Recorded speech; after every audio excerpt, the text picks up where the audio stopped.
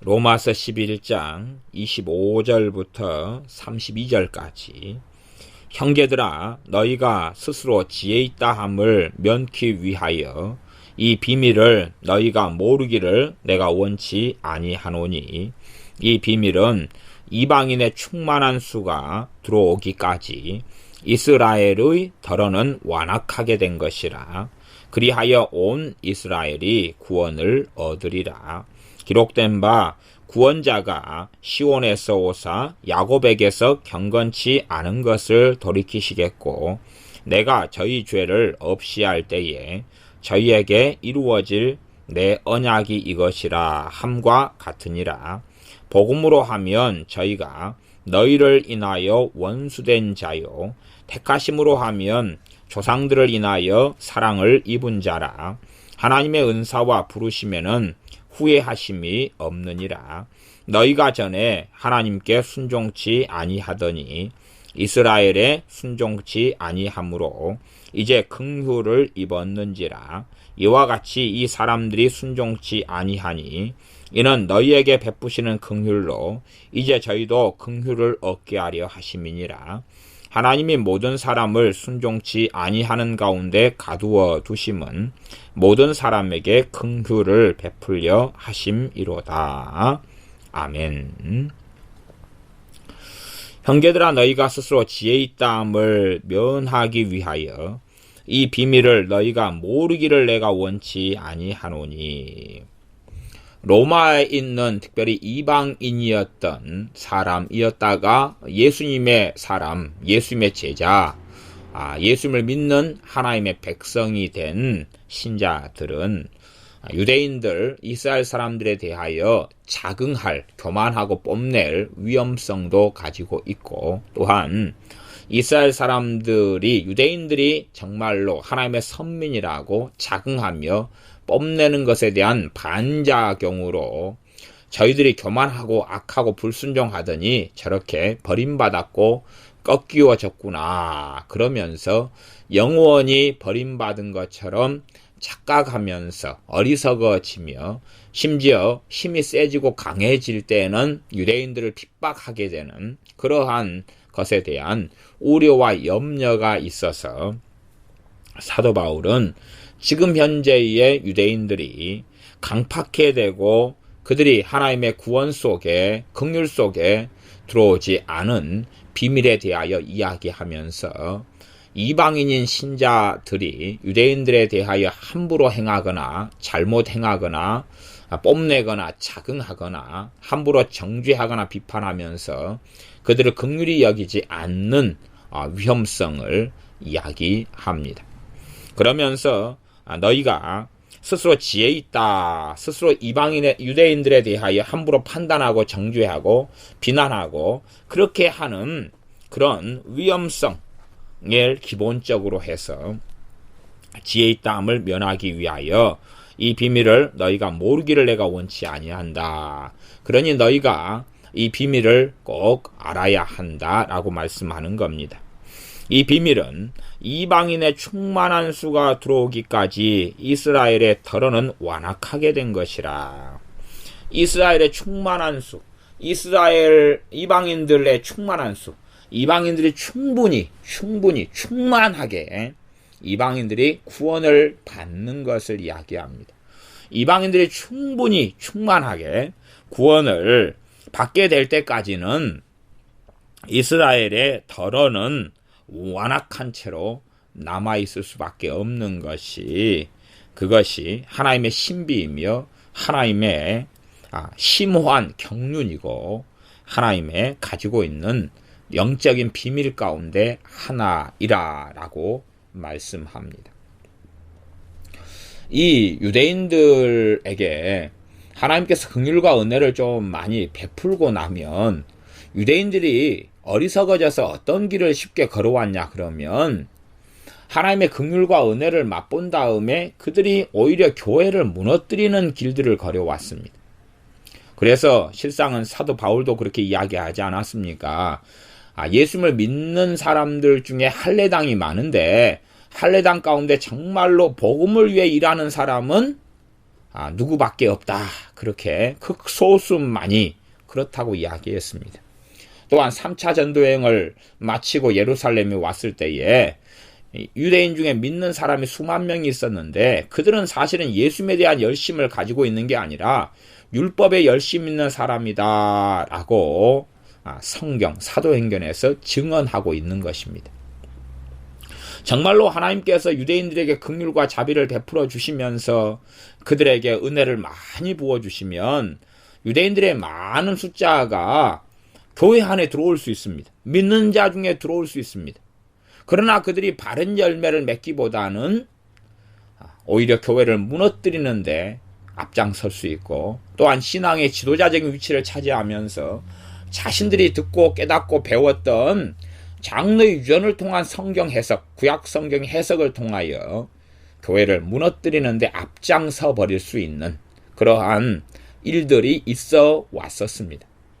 사실은 그러한 것을 통하여 초대교회의 유대인들이 자신들이 믿는 자들이 되었지만 오히려 그것을 통하여서 사도 바울이 복음을 전한 교회들마다 예수님의 이름으로 나아가가지고 그들로 하여금 율법을 지킴으로 구원받고 할례를 받음으로 구원받는다는 것들을 거꾸로 가리키면서 다른 복음을 전한 일들이 많이 있었고, 그에 대한 심각한 피해를 입었던 교회들이 갈라디아 교회들이어서 갈라디아 교회들의 사도 바울은 갈라디아서를 통해서 다시금 전하고 가르친 복음을 반복적으로 전하면서 그들을 경책하고 책망하며 그들로 하여금 바른 주 예수님의 복음 속에 돌아오도록 말씀을 전한 바 있습니다. 사실은 그러한 문제들이 역사적으로 실증되어졌고, 그것을 근거로 해 생각해 볼 때에 이 유대인들에게 이 더러는 완악한 상태, 강팍한 상태라는 것은 실상은 하나님의 은혜를 베풀어 주지 않는 상태를 이야기합니다. 하나님의 은혜를 주시지 않는다면 어떠한 사람들이라 할지라도 완악함을 본성상 나타낼 수밖에 없습니다. 그래서 우리가 돌감람나무였던 우리가 이 참감람나무에 접붙임 바 되었는데, 로마서 11장 24절에 보면 너가 돌감람나무에서 찍힘을 받고 본성을 거스려. 우리는 사실은 본성을 거스릴 수가 없습니다. 참감람나무의 진액을 받아야지만이 본성을 거스릴 수가 있는데, 그러나 본성을 거스릴 수 없습니다. 사람들의 본성이라는 것은 거스릴 수 없는 것입니다. 그런 면에서 주님으로부터 오는 생명을 받아들이고 살 때에만이 생명의 성령님의 법이 죄와 사망의 법에서 우리를 해방할 수 있는 것이지, 생명의 원천이 우리 자신에게 있는 것이 아니며 선한 열매를 맺는 원천이 우리 자신이 아니라 참 감람나무이자 참 포도나무 대신 주님에게서 기원하며 발원하는 것입니다. 그래서 유대인들에게 은혜와 긍휼을 막 하나님께서 많이 베풀면 소위 말하면 신자라고 하는 유대인들이 많이 만들어질 수 있습니다. 그러나 그들은 오히려 교회를 해방하며 무너뜨리는데 앞장을 설 수밖에 없기 때문에 하나님께서 그들에게 긍휼을 베풀지 않고 놔두시는 것을 더러는 완악하게 된 것이라 강팍해 된 것이라는 말씀이기도 합니다. 그렇게 언제까지 놔두십니까? 충분히 이방인들이 구원을 받을 때까지 그 상태로 놔두실 수밖에 없는 것, 그것이 하나님의 심오한 지혜로우신 경륜이 되어집니다. 그래서 33절에는 깊도다 하나님의 지혜와 지식에 부요하며 라고 말씀합니다. 실상 그것이 유대인들에게도 나중을 위해서는 좋은 것이고 이방인들에게도 좋은 것이며, 유대인들에게는 그럼에도 불구하고 남은 자들을 통하여서 항상 은혜를 베풀고 계시며 손을 뻗고 계시는 하나님의 긍휼이 있습니다. 하나님은 심판 중에라도 진노 중에라도 그분의 긍휼과 자비를 이스라엘 사람들에게 잊어본 적은 없으십니다. 그래서 성경은 25절 마지막에는 이스라엘의 더러는 완악하게 된 것이라 그러지, 더러는 그 말은 일부는 그 말이다 그랬습니다. 그러지 전부가, 대다수가 그렇게 이야기하는 것은 사실은 아닙니다. 26절 그리하여 온 이스라엘이 구원을 얻으리라. 실상은 이 온 이스라엘이 구원을 얻으리라는 것은 해석상으로는 꽤 굉장히 어렵게 되어집니다. 온 이스라엘이 언제쯤이나 개종하게 되며 언제쯤이나 주님께 돌아오게 될까? 그것도 사실은 신비의 부분에 속하게 되어집니다. 그래서 이것에 대해서 어떤 사람들은 그렇게 설명하기도 합니다.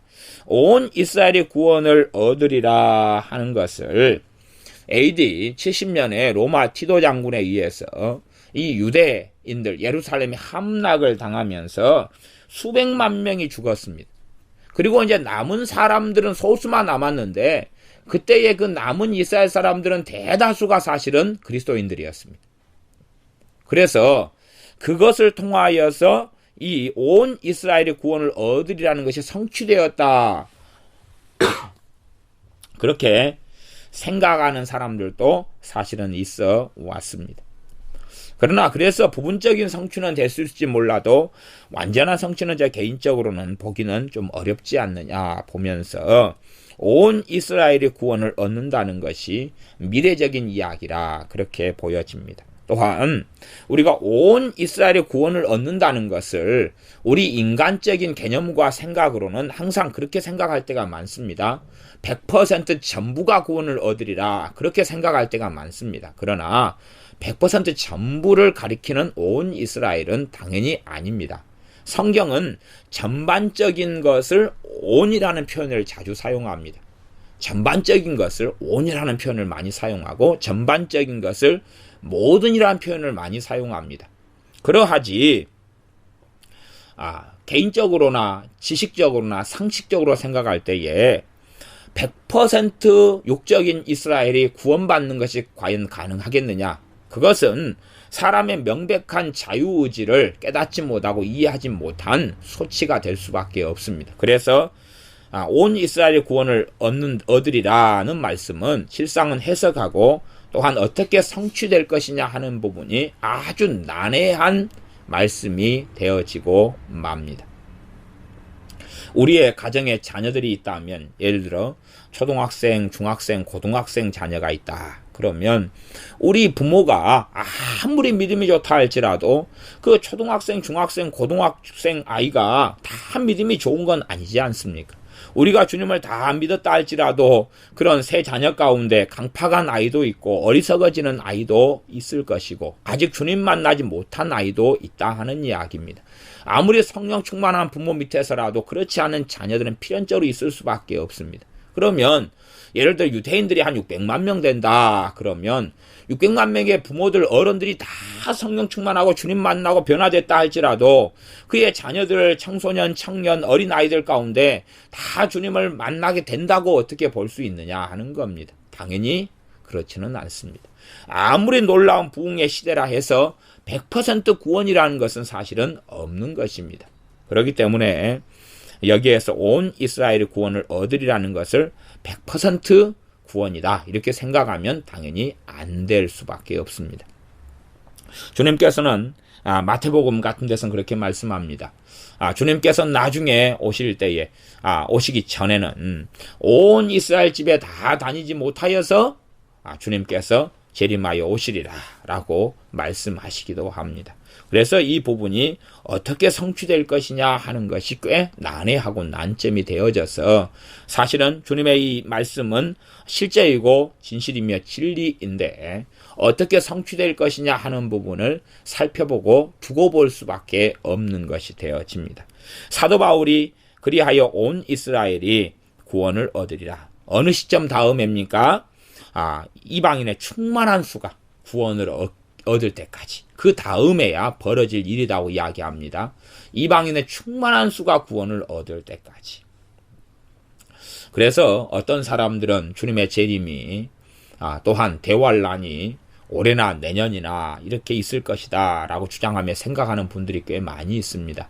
물론 우리는 주님이 오늘 오실 것처럼 내일 오실 것처럼 재림을 고대하며 사모하고 살아가야 합니다. 그러나 실상은 아시아에 사는 우리 입장, 또한 아시아의 현실을 알고 있는 입장에서는 또한 실제적인 선교 사역을 서구가 아니라 동남아시아 같은 데서 하고 있는, 또한 아프리카 같은 데서 이슬람권에서 하시고 있는 입장에서는 얼마나 많은 이방인들이 아직 주님을 알지 못하고 구원에 들어오지 못했는가를 명백히 볼 수밖에 없습니다. 말하자면 인도로 가면 인도의 인구가 11억입니다. 인도네시아의 인구도 10억대에 육박하지요. 그러나 그들의 대다수는 주님을 알지 못하고 또한 주님의 복음을 들었다 할지라도 그 주님의 복음에 믿음으로 순종함으로 나오지 않습니다. 동남아시아에 가면 대부분의 나라들이 불교 국가고 또한 인도처럼 힌두교의 영향과 심지어 이슬람의 영향 속에 있기도 합니다. 그 무수히 많은 불교 국가의 사람들이 주님께 나오지 않습니다. 그런 속에서 과연 이방인의 충만한 수가 들어왔다 그럴 수 있을 것이냐 아닐 것이냐 하는 의문을 제기할 수밖에 없습니다. 물론 이슬람권에는 초대교회 이후에 가장 빨리 복음이 증거되었습니다. 그리고 무수히 많은 사람들이 주님께 돌아왔다가 그러다가 이슬람으로 배교하면서 주님을 떠나버렸던 것이 이슬람과 또한 교회의 역사 속에 속합니다. 그러니 실상은 이슬람권에는 진즉 주님의 복음이 전해졌고 주님을 많은 사람이 믿었다가 배교로 등져버린 국가들이 이슬람입니다. 그렇기 때문에 제 개인적으로는 이슬람이 이방인의 충만한 수가 들어오는 마지막 과정이지 않는가 그렇게 생각되어집니다. 왜냐하면 이슬람이 저렇게 강파하고 완악한 것은 또한 원가지들도 아끼지 않고 꺾어버리신 하나님의 경륜에 속하는 부분이 되어질 수밖에 없기 때문에 그렇습니다. 왜냐하면 이슬람에 속했던 그 대부분의 나라들은 가장 빨리 복음이 전해졌고 증거되었던 곳들입니다. 그런데 그들이 주님을 섬기고 믿다가 그러나 그 열매를 제대로 맺어내지 못하고 그러면서 완악하고 완강하고 악하게 되어졌기 때문에 그들에게 하나님께서 긍휼과 자비와 은혜를 거두시면서 그들은 아주 오랜 세월 동안 거의 AD 600년 그 이후부터 지금까지 1400년이 넘는 세월 동안에 남은 자를 제외하고는 다 강팍하게 되는 속에 남아 있습니다. 그래서 제가 개인적으로는 이방인의 충만한 수가 들어오는 마지막이 아마 동남아시아에 있는 불교 신자라거나 힌두교인 인도와 인도네시아, 그리고 제 개인적으로는 더 마지막이 아마 이슬람 사람들인 중동 지역 사람들이 되지 않을까 생각하고 그에 대한 하나님의 예비하심으로 이슬람의 전진기 중에 하나가 북아프리카인데 북아프리카의 놀라운 부흥과 이슬람 사람들이 돌아옴을 통하여 중동에 있는 본 기지인 본 이슬람의 중심 지역들을 타켓으로 삼아서 하나님의 긍휼과 구원의 복음을 전하려고 하는 하나님의 경륜이 있지 않는가 그렇게 저 개인적으로는 생각하고 바라보고 있습니다.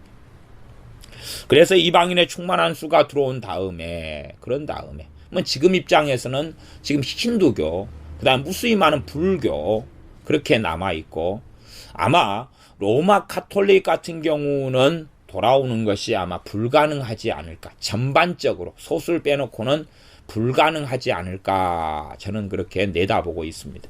왜냐하면 로마 카톨릭 같은 경우는 오랫동안 지금도 마찬가지로 성경을 가지고 있고 지금도 예수님의 이름으로 살아가고 있습니다만은 그러나 그들은 더 이스라엘 사람들이 걷는 길보다 훨씬 더 완악하고 완강하고 악하게 살아왔던 복음을 훼손하며 회방하는 길 속에 살아왔던 더 오랜 여정을 가지고 있기 때문에 아마 그 속에 살아가는 사람들은 거의 다 꺾여져 버리지 않았을까 하는 것이 제가 가지고 있는 견해고 생각입니다. 그래서 이방인의 충만한 수가 들어온 다음에야 이스라엘의 전반적인 구원이 나타나게 되어집니다. 그래서 오늘 내일 주님이 재림하시거나 올해나 이달이나 재림하시거나 하는 문제보다도 지금 현재 남아있는 타켓가 이스라엘 전에 이 무수히 많은 불교 신자들, 동남아시아에 있는 불교 신자들, 그 다음에 인도네시아에 있는 힌두교 사람들, 또 마지막 다시금 하나님께 기회와 긍휼을 얻어야 될 이슬람 사람들이 이방인의 충만한 수에 들어와야 되지 않을까 하고 생각하며 그들의 영혼을 위해서 우리가 함께 기도해야 할 것입니다. 그리고 마지막에 말씀에 따라 우리는 이스라엘을 사랑하고 그들을 긍휼히 여기며 그들을 위해서 기도해야 될 부르심이 또한 우리에게는 있습니다. 26절에는 사도 바울이 이사야 59장 20절과 21절을 인용하면서 말씀하고 있습니다.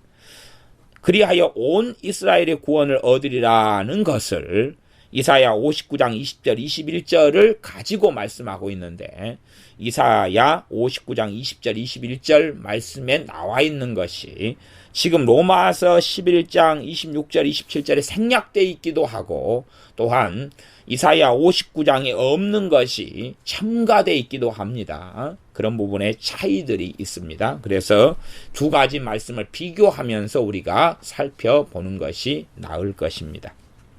기록된 바 26절 하반절 구원자가 시온에서 오사 야곱에게서 경건치 않은 것을 돌이키시겠고 야곱은 이스라엘이지요.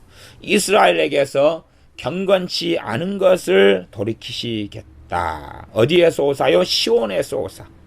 어리석은 사람들은 이것을 예수님의 재림으로 보는 사람들이 있습니다. 그러나 재림이다 하면 기회가 없고 끝나버리는데 어떻게 재림이 되겠습니까? 이사야 선지자는 주님께서 이 땅에 초림하시기 전에 선지자입니다. 그렇기 때문에 여기서는 오사 이렇게 미래형으로 되어졌지만 그건 이사야 선지자의 위치와 시간대와 관점 때문에 그럴 수밖에 없는 것입니다. 오사 이것은 우리 입장으로는 이미 이루어진 일입니다. 그래서 우리 주님께서 이 땅에 초림하셔서 이 땅에 팔레스틴에 오셔서 참된 시온인 하늘에서 하나님 아버지 우편에 계시다가 오셔서 그래서 시온에서 오셔서 야곱에게서 경건치 않은 것을 돌이키시겠고 라는 예언은 성취되기 시작했고 또한 이루어져 왔다 하는 것을 우리가 생각을 해야 됩니다. 첫째는 주님께서 이 땅에 오셔서 유대인들에게 끊임없이 진리의 말씀을 전하셨으며 그의 사도들을 때론 70명들 때론 12명의 사도들 2명씩 짝지어가지고 각 성과 각 마을에 다니며 천국 복음을 증거하였던 일들을 우리가 사복음서를 통해서는 끊임없이 살펴보고 있는 바입니다. 그러므로 야곱에게서 경건치 않은 것을 돌이키시는 일을 계속하여 행하셨습니다. 그래서 온 이스라엘이 구원을 얻는 여정 속에 그 길 속에 집어넣고 그렇게 살아왔던 것입니다. 그렇기 때문에 우리가 그런 부분을 생각해야 됩니다. 하나님께서 경건치 않은 것을 돌이키시는 여정과 삶 속에서 주님께서 이미 그것을 성취하시는 여정과 길 속에 들어와 있었던 것이지요. 그러니 이것이 한순간에 없다가 일순간에 다 되어져 버릴 것이다. 이런 관점은 약간은 위험한 관점이 될 수밖에 없습니다. 그래서 실제적으로는 구원자가 시온에서 오사 야곱에게서 경건치 않은 것을 돌이키시겠고 그것이 이제 이사야 59장으로 가면 이제 본문이 약간은 좀 달라져 있는데 두 개를 한꺼번에 보고 이해하는 것이 옳고 타당할 것입니다. 이사야 59장 20절을 제가 읽어보면 여호와께서 가라사대 구속자가 시온에 임하며 야곱 중에 죄가를 떠나는 자에게 임하리라. 자요, 두 가지가 섞여져 있습니다. 지금 로마서 같은 경우에는 그들의 경건치 않은 것을 돌이키시겠고 그럽니다. 그 다음에 어떤 사람에게 구속자가 임하느냐, 구원자 되신 주님이 임하며 역사하시느냐 그러면 야곱 중에 죄가를 떠나는 자에게 임하리라 그럽니다. 이 두 가지가 함께 가는 것입니다. 자요, 이제 죄를 떠나는 자에게 구원의 은혜가 임합니다. 그러나 실상은 죄를 스스로 힘으로 떠날 수 있느냐 그러면 그렇게 되지 못합니다. 스스로의 힘으로 죄를 떠나는 것은 불가능하게 되어지지요. 실상은 하나님의 은혜를 받고 주님에게서 진액을 받을 때만이 본성을 거스려서 열매 맺는 사람이 될 수밖에 없는 것입니다. 그러나 그들이 하나님의 은혜 속에 엎드려서 그분의 죄를 돌이키시는 은혜를 받아들일 때에 결과적으로 죄가를 떠나는 자가 되어지지요. 그러므로 이 두 가지는 함께 가는 것입니다. 죄악을 돌이키게 하는 주님의 역사와 또한 그들이 사람들이 죄가를 떠나는 그러한 일이 함께 동반되어져야 됩니다. 하나님의 먼저 된 것은 뭐냐 하면 믿음이고, 믿음을 통하여 그들의 죄를 용서해 주시는 속죄가 나타납니다. 그러나 그것은 온전케 되어지는 그것은 그들이 믿음에 따른 열매, 행함이라는 열매를 맺어가면서 그 믿음은 온전케 된다고 야고보서 2장에 말씀하고 있습니다. 27절, 내가 저희 죄를 없이 할 때에 저희에게 이루어질 내 언약이 이것이라. 이 로마서 11장 26절과 7절에서는 구원자 되신 주님께서 행하시는 사역을 중심으로 말씀합니다. 하나님의 경륜 속에 하나님의 입장과 관점에서 말씀하시는 것입니다. 그래서 저희 죄를 없이 할 때, 언제 없이 하십니까? 믿음을 통해 은혜를 통한 믿음으로 나올 때에 그들의 죄를 없이 하시는 것이고, 그들에게 이루어질 언약인 내 언약이 이것이라. 그 언약의 내용은 이사야 59장 21절로 가야지 발견할 수가 있습니다. 어떤 언약이냐 하는 것입니다. 어떤 언약이냐 그러면 이사야 59장 21절을 제가 읽어드리면, 여호와께서 또 가라사대 내가 그들과 세운 나의 언약이 이러하니, 이 언약인데 그 언약은 곧 내 위에 있는 나의 신과 내 입에 둔 나의 말이 이제부터 영원토록 내 입에서와 내 후손의 입에서와 내 후손의 후손의 입에서 떠나지 아니하리라 하시니라.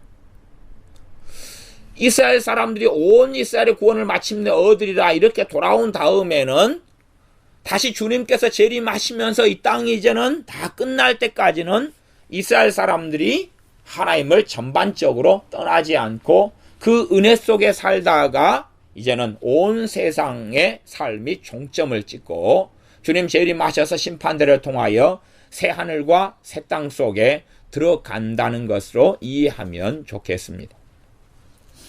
그래서 죄가를 돌이키고 그렇게 해서 언약이 이루어지는데 어떤 언약이냐 그러면 내 위에 있는 나의 신이 성령님께서 떠나지 않겠다. 성령님께서 누구와요? 이 이스라엘 사람들과 또한 그 후손과 그 후손에게 떠나지 않겠다는 것이 성취된다 하는 것입니다. 어떤 면에서는 그렇기 때문에 이스라엘이 회복과 구원 얻고 돌아온 다음에 주님의 재림과는 정말로 많은 시간의 간극이 없다는 생각을 할 수밖에 없습니다. 왜냐하면 역사적으로 사사시대 같은 경우도 놀라운 성령의 역사가 임하고 진리의 말씀을 가리켰던 사사들의 통치 시대에는 이스라엘이 그들 속에 하나님의 은혜 속에 머물러 있다가 그런 사사들이 죽고 난 다음에는 떠났던 것을 봅니다. 이 사람들의 강파감이라는 것은 시간이 오래 흘러가 버리면 세상을 사랑해버리고 또한 하나님을 등져버리는 강파감들이 항상 있어 왔습니다. 유럽 교회가 그랬고 미국 교회가 그랬고 한국 교회가 그랬고 독일에 있는 교회가 그랬고 영국에 있는 교회가 그랬고 스위스에 있는 교회가 그랬고 다 그렇게 살아왔었습니다. 지금의 이슬람의 나라와 국가들이 과거에는 정말 주님을 찾고 주님을 구하는 장소와 사람들로 가득 찼었던 시대와 때가 있었던 것처럼 그러하다 하는 것입니다. 그래서 이스라엘 사람들이 돌아온 다음에 그들의 후손들이 그들에게 있는 성령님이 떠나지 않고 그들에게 있을 것이고 내 입에 둔 나의 말이 떠나지 않고 영원토록 있을 것이다. 그들에게 진리의 말씀을 걷어버리지 않겠고 그들에게 진리의 말씀, 은혜의 말씀, 생명의 말씀, 구원의 말씀을 계속 주겠다는 것입니다. 그러나 그것이 무한정으로 그 인간의 시대가 오래 가버린다면 사실 역사적으로 항상 하나님께 등을 돌려왔던 사람의 역사 속에서는 실상은 배신과 배반이, 하나님에 대한 배신과 배반이 일어날 수밖에 없는 것처럼 그렇게 되어질 터이니 제 개인적인 소견으로는 이스라엘의 회복과 돌아옴, 전반적인 돌아옴 다음에 주님의 재림이 그렇게 오래지 않아서 있게 될 것이 아니냐 하는 생각을 해보게 되어집니다. 물론 그 시간 간극 속에서 그들이 돌아오면서 자신에겐 돌아오지만은 주로 그들에게는 자식들이 있고 손주들이 있고 손녀들이 있을 것 아닙니까? 그러니 거기에서 동시적으로 내 후손과 내 후손의 후손, 최소한은 3대까지는 대부분 함께하고 살아오지요. 심지어 나이가 많으면 4대까지도 함께하고 살아오지요. 그러한 성취가 충분히 이루어져서 하나님 말씀이 그대로 사실인 것이 입증될 것이다 라고 보아집니다. 다시 로마서 11장 27절로 가서 내가 저희 죄를 없이 할 때에 저희에게 이루어질 내 언약이 이것이라 그러면서 이사야 59장 21절에 언약의 내용, 이루어지는 언약에 대하여 말씀합니다. 그것과 같다 그러면서 이사야 59장 21절에 있는 언약의 내용을 이 로마에 있는 신자들이 알고 있는 것처럼 전제해서 말씀해버리고 그에 대한 내용까지는 다 끄집어내서 설명하지 않는 간결함을 사용하고 있습니다.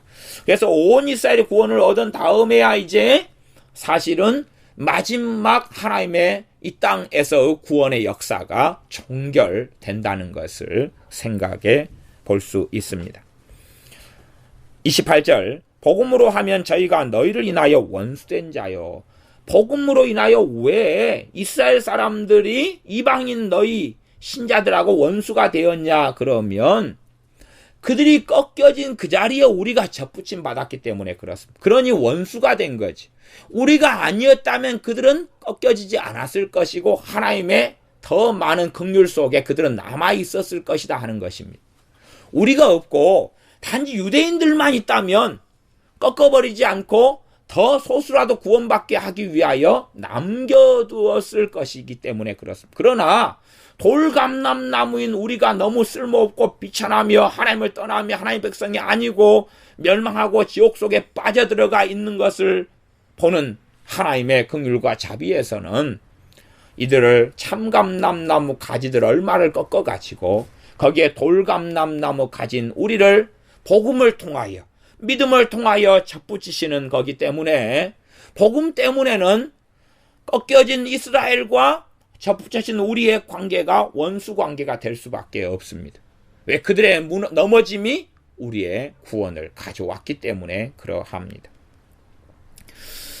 그러나 택하심으로 하면 조상들을 인하여 사랑을 입은 자가 그들이 되었다. 조상들이 인하여 언약관계 속에, 하나님의 언약관계 속에, 하나님의 사랑의 관계 속에, 약속의 관계 속에 들어간 사람들이 이스라엘 사람들, 유대인들이니 하나님의 택하심 선택으로 하면 그들은 사랑을 입은 자가 되었습니다. 여기에서도 하나님의 예정, 하나님의 선택의 진리를 발견할 수가 있습니다. 자, 봐보십시오. 하나님이 이스라엘을 선택했습니다. 선택했는데 그들이 다 구원받습니까? 못 받습니까? 못 받지요. 그러니까 하나님의 예정과 선택을 절대적인 운명론으로, 숙명론으로 만들어버리면 그건 성경을 전혀 이해하지 못하는 소치입니다. 하나님이 이스라엘을 선택하고 불렀어요. 불렀는데 그들의 대다수는 그 하나님의 부르심에 응답하지 않았습니다. 그렇기 때문에 그들을 불렀는데 그들이 오기를 싫어하니까 길가에 가서 만나는 아무나 불러와라. 그렇게 말씀하는 주님의 말씀을 우리는 듣습니다. 그런 것처럼 그들은 선택을 받았다 하는 이야기. 조상들 때문에 조상들로 인하여 선택을 받았습니다. 선택을 받아서 하나님의 사랑을 입었고 하나님의 은혜를 입었습니다. 그러나 그 사랑에 제대로 반응하지 못했고 찐액을 참 감람나무에서 바르게 받아서 그 열매를 맺지 아니하였습니다. 그러므로 그들이 꺾이우게 되었습니다. 하나님의 예정, 하나님의 선택을 통하여도 바른 열매가 맺지 아니할 수 있었습니다.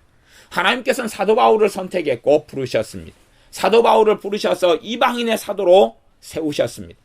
그러나 사도 바울이 무엇을 이야기합니까? 사도 바울이 내가 복음을 전한 후에 내가 버림을 받을까 두려워한다고 말씀합니다.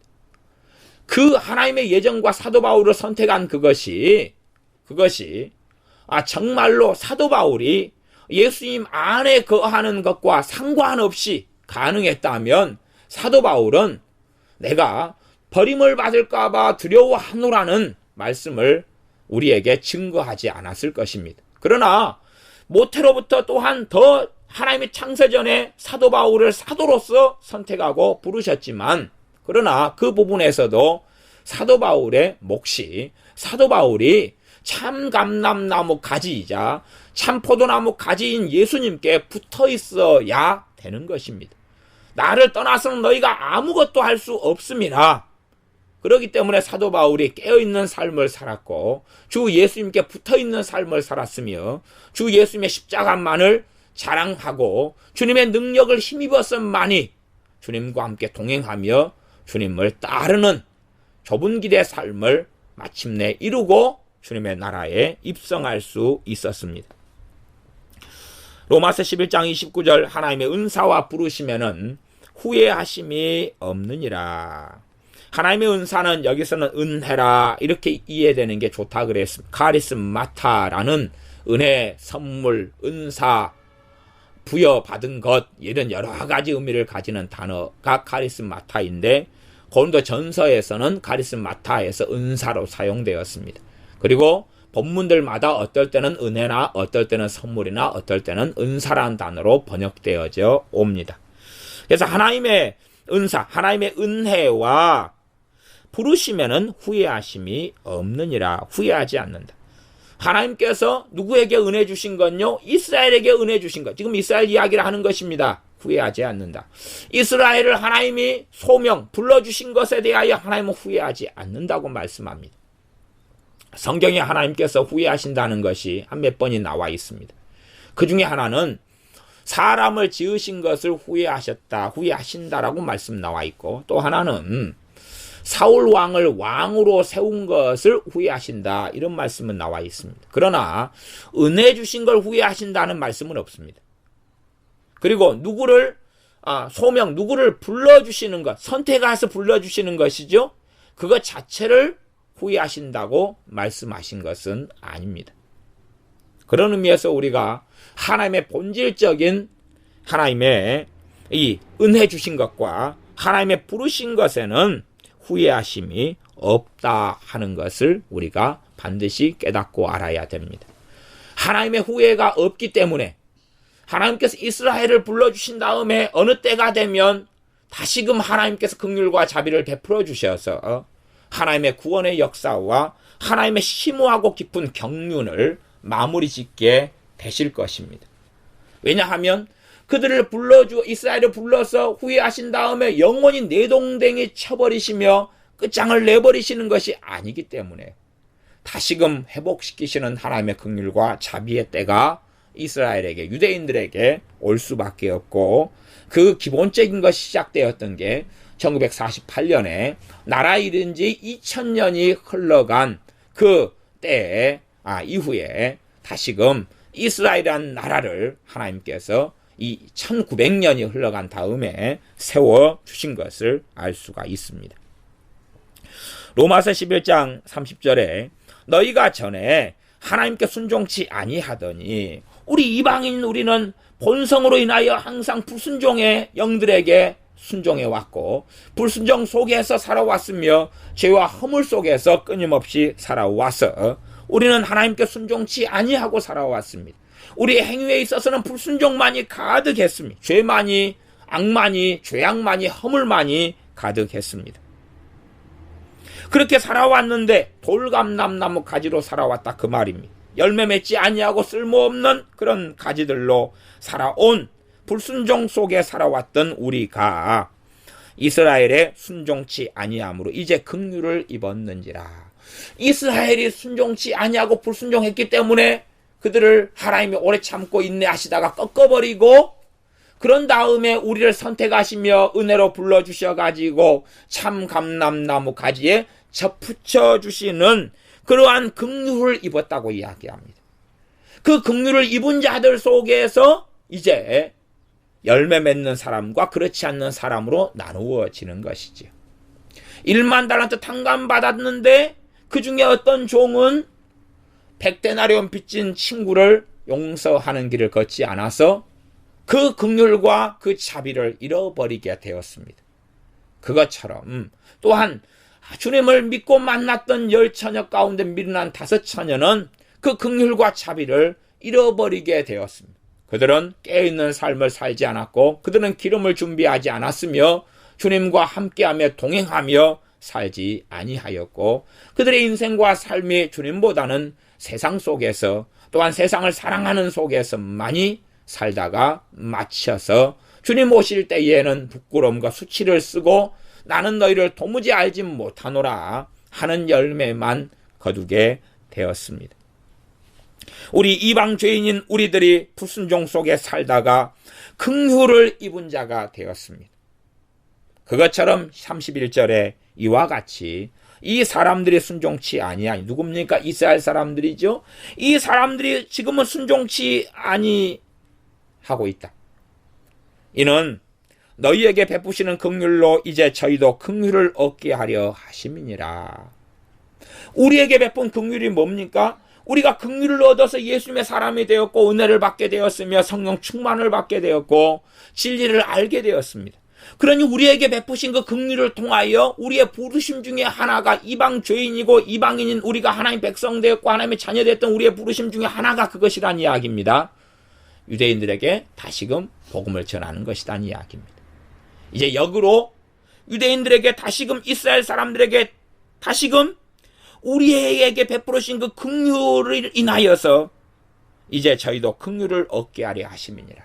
역으로 이제 우리가 얻은 긍휼을 인하여 하나님의 은혜 속에 살고 또한 하나님의 자비 속에 살고 열매 맺어가면서 유대인 이스라엘로 하여금 긍휼을 얻도록 우리가 그들을 위해 기도하고 그들을 위해 헌신하고 그들에게 복음을 전하면서 마침내 이스라엘이 돌아오게 된다는 이야기입니다. 그러지 우리의 헌신이나 우리의 기도나 우리가 복음을 전함이 무용하다는 이야기가 아니라 우리가 이제 긍휼을 얻어가지고 역으로 이스라엘에게 긍휼을 우리를 통하여 하나님은 베푸시고자 하는 그 하나님의 심오한 경륜과 그 지혜와 지식의 부요함을 이야기하고 있습니다. 그것 때문에 33절에 그 일부를 이야기하면서 깊도다 하나님의 지혜와 지식의 부요함이여 그의 판단은 측량치 못할 것이며 그의 길은 찾지 못할 것이로다 라고 말씀하고 있습니다. 그래서 섣불리 하나님께서 다시금 유대인 이스라엘에게 하나님의 때가 차기 전에 하나님의 경륜이 이르기 전에 은혜를 베풀어 버리신다면 그 은혜는 더 강팍하고 악하게 될 수밖에 없지요. 우리가 자녀를 키우는 사람이라면 그것을 좀 알 수 있을 것입니다. 우리의 자녀가 심각한 잘못을 했습니다. 심각한 잘못을 했는데 약간 꾸지람을 한 다음에 꼭 엘리의 아들들을 잘못 양육했던 것처럼 약간의 꾸지람만 심각한 잘못을 한 다음에 야 이제 야단 맞았지? 괜찮아 오늘 외식하러 갈까? 피자 먹으러 갈까? 어떻게 해줄까? 선물 사줄까? 그렇게 하게 된다면 그 자녀들은 내 자녀들은 훨씬 더 강팍하고 악한 속에 들어가고 말 것입니다.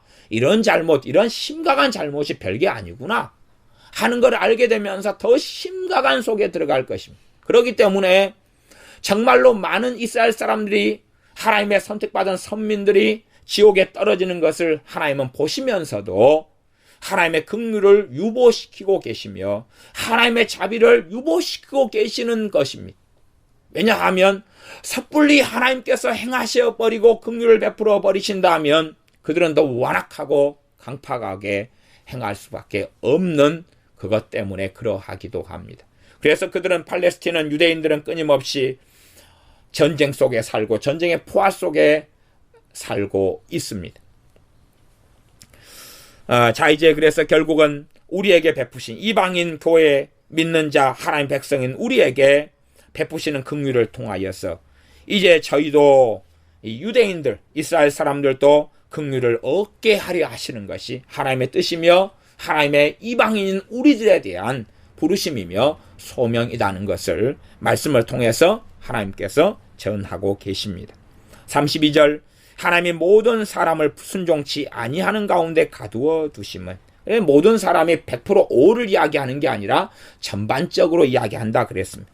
여기서도 지금 이 앞에 있는 31절 말씀을 다시금 보충해서 설명하고 있고 다시금 반복하고 있는 것입니다. 이와 같이 이 사람들이 순종치 아니하니 그것처럼 하나님이 모든 사람, 어떤 모든 사람입니까? 누구요? 이스라엘 사람들요. 지금 이방 사람들에게는 그들이 충만한 수가 들어오도록 하나님은 긍휼을 베풀고 계시는 중 아닙니까? 그러죠? 그러니 이 이스라엘 사람들 유대인들의 전반적으로 순종치 아니하는 가운데 가두어 두고 계시다 하는 것입니다. 그들을 가두어 두고 계십니다. 순종치 아니하다는 단어가 순종치 아니함 그런 단어가 헬라어로는 아페이데이아라는 단어입니다. 아페이데이아. 그 단어는 순종치 아니함 혹은 완고함, 완고, 불순종, 불신 그것을 이야기합니다. 하나님이 은혜를 주시지 아니하시면 그들은 불신 속에 불신앙 속에 머물러 있을 수밖에 없고 하나님이 긍휼을 주지 않으면 그들은 완고함 속에 있을 수밖에 없습니다. 그래서 순종치 아니하는 가운데 그것을 아페이데이아라는 단어 한 단어입니다. 그것을 이렇게 좀 풀어가지고 개역 성경은 설명해 놨습니다. 하나님께서 그들을 순종치 아니하는 가운데 완고함 가운데 강팍한 가운데 가두어 두셨다. 다시 말하면 은혜를 베풀지 않고 계시다 하는 것입니다. 그래서 모든 사람은 아니다냐. 모든 사람인데 여기서 이야기하는 모든 사람은 전반적인 이야기지 남은 자가 없다는 게 아니고 남은 자는 항상 있어 왔어요. 남은 자를 통해서 하나님은 계속하여 손을 뻗치고 계시며 사랑과 자비의 손길을 이스라엘에 베풀고 계시는 겁니다. 그러나 전반적으로 이야기하는 이 모든 사람이 순종치 아니하는 가운데 있고 또 적극적으로 31절에 보면 이 사람들이 순종치 아니하니 그렇게 나왔어요. 이 두 가지가 함께 가는 것입니다. 이스라엘이 하나님을 버렸으니 하나님이 버리시는 것이지 하나님이 그들을 먼저 버리심이 결코 아닙니다. 이스라엘 사람들이 순종치 아니하니까 하나님의 은혜를 거두셔서 순종치 아니하는 강팍함 속에 그들을 가두어 두시는 것입니다. 그러나 또 그것은 모든 사람에게 이스라엘 전반적으로 다시금 긍휼을 베풀려고 하나님은 그러시고 계시는 것입니다. 그래서 하나님의 때가 되면 이방인의 충만한 수가 하나님의 나라에 들어오게 되면 마침내 그들에게 긍휼과 자비를 거두셨던 그 하나님께서 남은 자를 통해서만 손을 뻗치시지만 전반적으로는 이스라엘에게 유대인에게 그 긍휼과 자비를 거두신 그 하나님께서 마침내 이스라엘의 모든 사람에게 긍휼을 베풀게 되실 것입니다. 이것이 하나님의 심오한 경륜이며 하나님의 구원의 계획이며 하나님께서 이제는 마지막 하나님의 구원의 역사를 이루어가는 마지막 과정에 대한 이야기입니다. 기도하겠습니다. 하나님의 심오한 경륜을 살펴보며 하나님의 구원의 계획을 살펴보았습니다. 그러므로 우리가 이스라엘 사람 유대인에 대하여 교만하며 어리석은 마음을 품지 않게 하시며 우리가 마땅히 불순종하였던 우리가 하나님의 은혜로 참 감람나무 가지에 돌감람나무 가지인 우리가 쓸모없는 우리가 접붙임을 얻어 싸운즉 우리가 하나님의 긍휼과 자비하심에 감사하며 찬양할 뿐이지 우리가 스스로 그 무엇이 된 것처럼 자긍하거나 교만하거나 어리석어지지 않게 하여 주시옵소서. 또한 이방인의 충만한 수가 들어올 때까지 또한 우리가 끊임없이 많은 아직 구원 얻지 못한 많은 사람을 위하여 기도하며 복음을 전할 부르심이 있사온즉 우리가 더욱더 순종하여 불교도들, 힌두교도들 또한 심지어는 이슬람 사람들 나아가 하나님을 등지고 악하게 살아가는 로마 가톨릭의 사람들에게까지라도 진리의 복음을 증거하며 긍휼을 잊지 않도록 은혜를 베풀어 주시옵소서. 또한 나아가서 이스라엘 사람들에게 우리 이방 죄인인 우리가 하나님의 자녀된 우리가 긍휼의 통로와 은혜의 통로와 복음 전함의 통로가 되게 하시며 우리가 이스라엘을 위해서 기도하며 또한 그들에게 복음을 증거하는, 그리하여 마침내 하나님의 구원의 경륜이 다 이루어지는 것을 보며 알며 하나님을 찬양하게 하여 주시옵소서. 예수님의 이름으로 기도하옵나이다. 아멘.